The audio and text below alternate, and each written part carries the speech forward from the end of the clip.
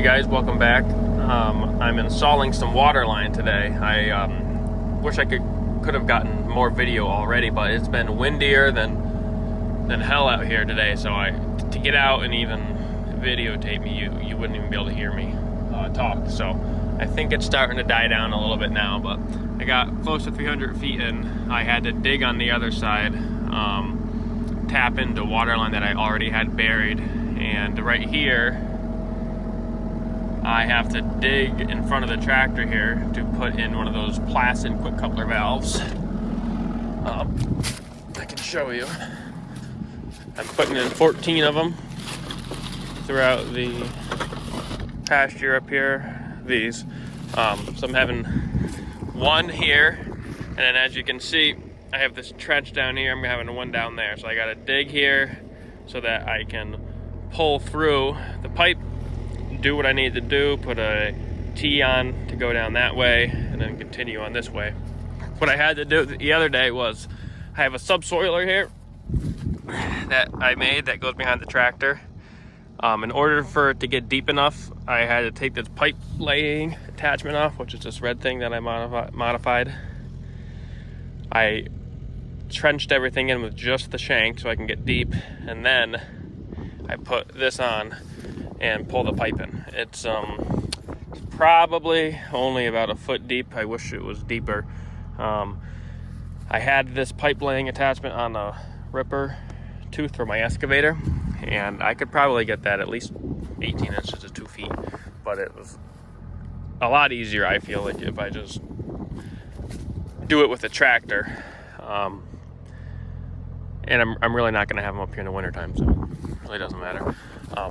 But anyways, that wind's picking up again, so sorry about that. But I'm gonna dig here, and then I guess when I get that dug and pulled through and everything, I'll show you. But I'll try and capture as much as I can. But with the wind, I mean, I think it was 25, 30 mile an hour wind today. It was terrible. It's 50 degrees out, but I got thermal pants on and a sweatshirt and a coat, because when it's blowing that hard, it's cold. So I just wanted to give a little update while I thought I could talk outside, so I will keep you posted.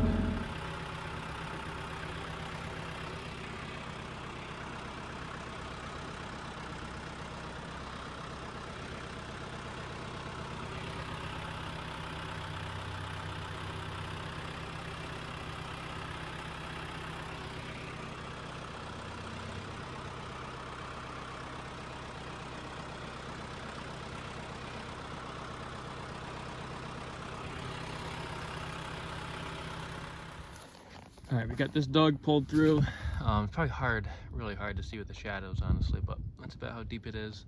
I would say 12, 14 inches. This is a little better look at the piece of equipment. I don't know what you call it. I got a weight box strapped on top because just to try and help get it in the ground a little deeper, but something I made with a bunch of parts I bought and stuff I had laying around. Works pretty good.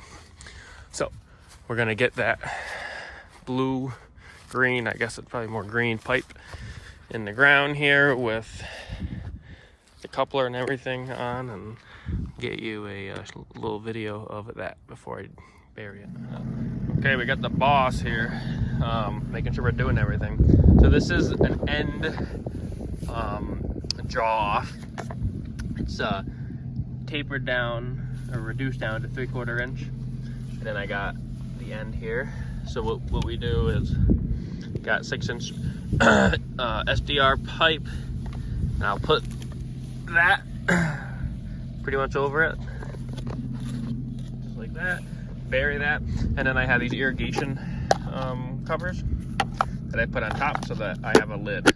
And these things are like, I think they were like $3.58 or something, really cheap. If you were to buy a cap, like some people will just get like a cap to go over this. I don't know what those are, but I don't know what they cost, but I guarantee you they're more than $3.50. So that will go just like that, so it's even with the soil. That way when we bush hog and whatnot, we don't hurt it. And I will get this. I will get that buried or backfilled and then show you the results. You have anything to say? Yeah, I want to have phone. You want to have the phone? Yeah. Okay, well, how about the next video? You hold it and videotape me. Sound good? Yeah. Okay. So, this is with it all covered up. I don't know how easy it will be to tell in the video, but I got the trench all packed down, so all you see right there is that little slice, and it's all level.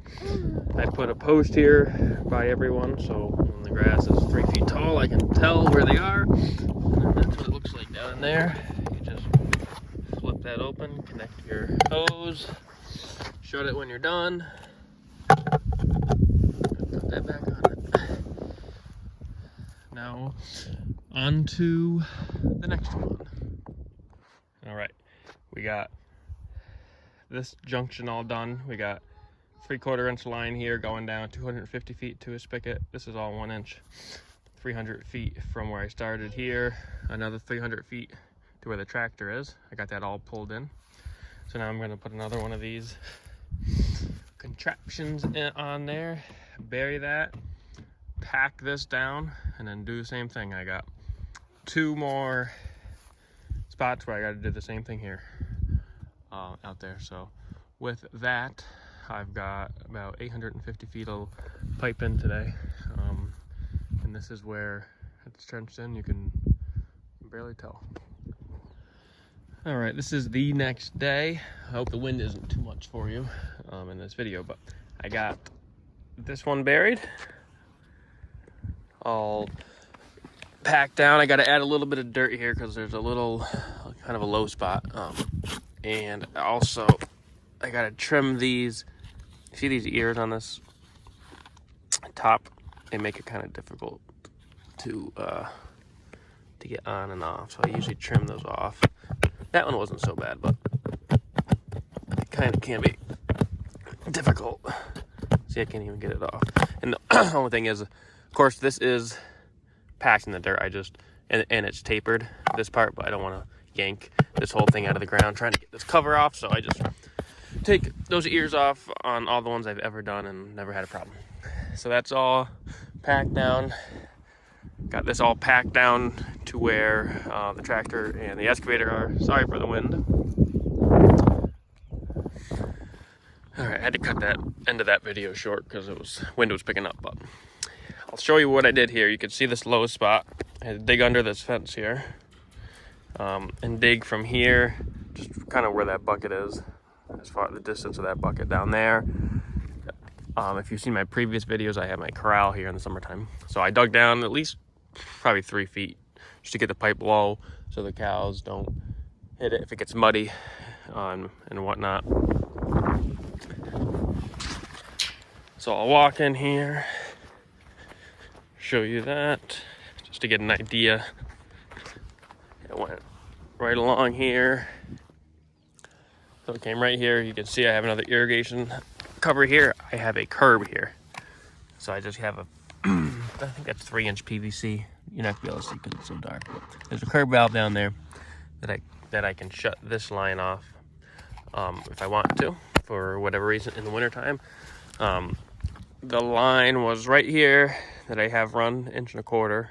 I dug it up, found it, and then right here I have an existing one. I just use a 5-gallon bucket for a tile there, and I have a 100-gallon water tank I put here in the summertime. I won't be using that one as much, only when they're in the corral or in the wintertime, so I can shut that curb off and just have this line on, let this overflow so that it doesn't freeze in the wintertime if they're up here. And it keeps the line itself from freezing too. Okay, I am on to the next one. This is the second draw off in this line. I got the T, 1 3/4 inch line, run down this way to go down there. I do not have all of the 3/4 inch pipe that I need. I need 750 feet. So I got 2 400-foot rolls a month ago, and I'm still waiting. on the other 400-foot roll. It's been a month, so kind of my fault. I should have been on these people or got another roll, because otherwise I could finish it today, but I can't, unfortunately. We're supposed to get a lot of rain, so I gotta leave this hole open. I gotta leave the hole down there where that tractor is open, so hopefully it doesn't turn out too bad. But I might be able to get this one in the ground with the ripper, then unhook the ripper and leave it here. That way I can just cover this hole up. I need to unhook the ripper and leave it because I need the tractor to put hay out for the animals. But I will get that packed, get this packed. Gotta go down there and dig a hole, just like I did here, so I can put it in the next one. Okay, we're on to the last draw off I'm gonna put on today. Doug found my 1-inch line that I buried already here by the corral. And the reason that I'm digging it up now and I didn't do this before is I felt like it would be easier doing it this way rather than digging a hole this way and cutting it, putting the pipe back in. I guess it probably doesn't matter, but this is how I did it. Found that, got my 1-inch T there, so I gotta go get the tractor, take off the subsoiler. No, take off the pipe laying attachment. And then we're just gonna go up here 60 feet, right where that blue post is. And I could dig it, I could trench it with a bucket, but it just leaves it so much cleaner doing it with the shank, doing it with the ripper tooth shank. So that is the last one. Then I just have two left to do. I don't have the pipe, so I can't do those right now, but when I get those, this whole half of the hill will be done. Okay, this is the last one for the day. This was a little bit of a struggle pulling it up.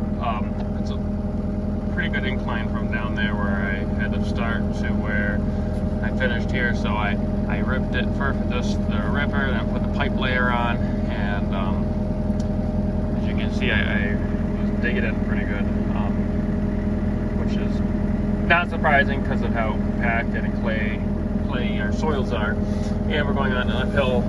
But I was I was surprised because it's a decent sized tractor. I figured it really wouldn't have any issues, but I'll have to take that into consideration when I do the rest, because I do have to pull up some hills, and you could also pull down, but from where I start to where I want to finish, I finish on the uphill side, and I have just enough pipe, so it's nice to start your pipe at the beginning. That way, wherever you end, instead of having to be a foot short when you're pulling it back towards where you need to have it start.